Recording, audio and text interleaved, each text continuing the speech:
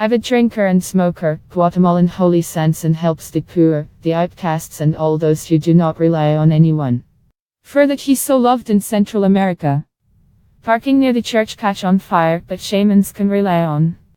In fact, they lit a fire for the pilgrims that take part in the ceremony of liberation from negative energy.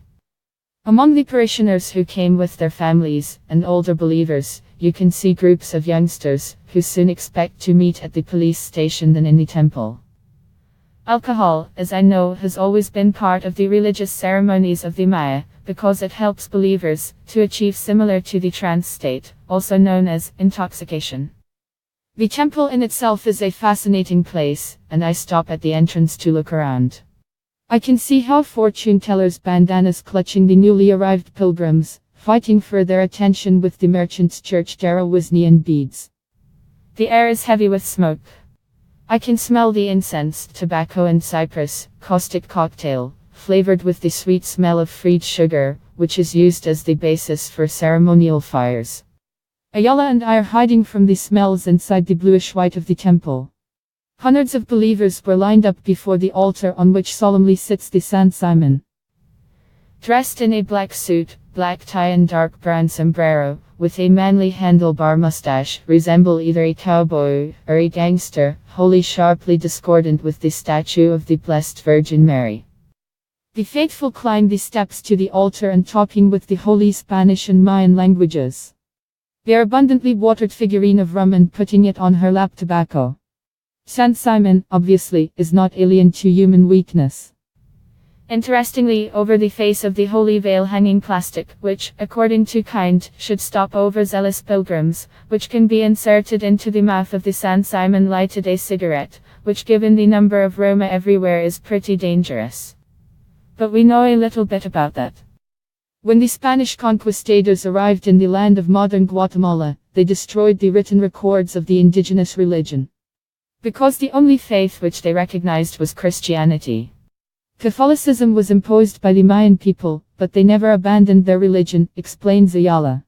They combined the two religions. It explains how in the temple there is a statue of the Virgin Mary. None of the Mayan gods did not survive the conquest, and therefore some scientists believe that some of the features of many of the forgotten deities embodied the San Simon. He is credited with many different properties, although for most pilgrims, an important one, San Simon grants wishes. To imagine what the people are asking the saint, I furtively read the note of thanks attached to the walls of the temple. Most of them are written on crumpled sheets of paper, but on bronze or marble tablets.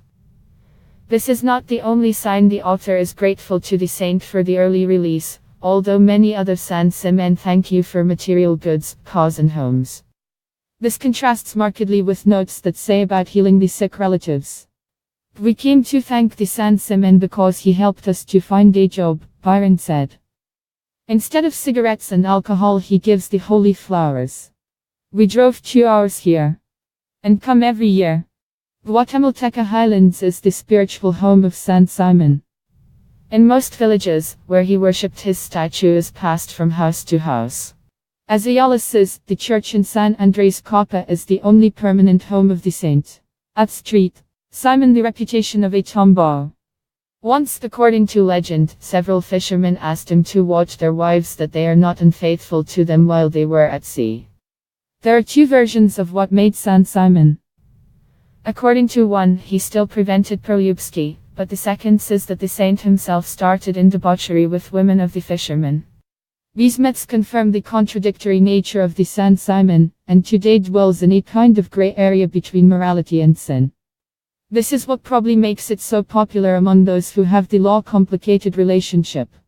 At the entrance of the temple I meet with John. Shamans pay him for what he buries in the ground, bottles of spells and the pictures of those who have to act the spell.